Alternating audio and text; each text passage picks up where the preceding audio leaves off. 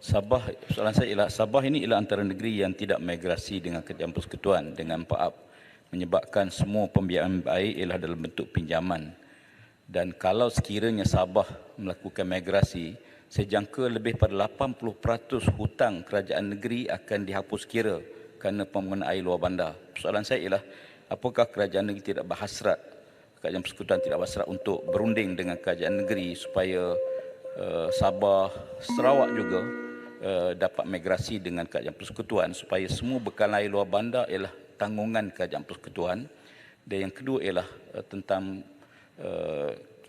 masalah besar yang berlaku di Sabah ialah NRW seperti yang disebut 60%, lebih dari 60%. Persoalannya ialah apakah langkah jangka panjang selain pada penukaran paip.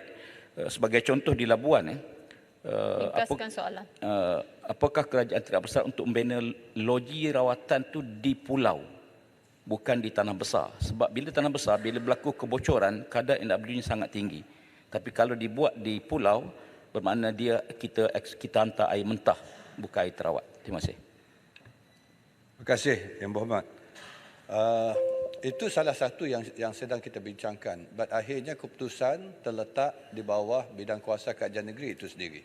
Kalau ada pemberitaan, sudah pasti kita akan melihat pada perincian bagaimana kita dapat membantu kalau nak diserahkan sebahagian kuasa air itu kepada persekutuan, supaya persekutuan dan negeri boleh sama-sama merancang untuk jangka panjang apakah solusi keseluruhannya untuk bekalan air Sabah ini.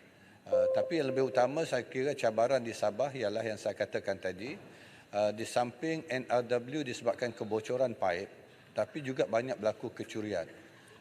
Illegal extension ini yang perlu diambil tindakan. Kalau tidak, ianya akan menjejaskan segala perancangan di peringkat negeri itu sendiri.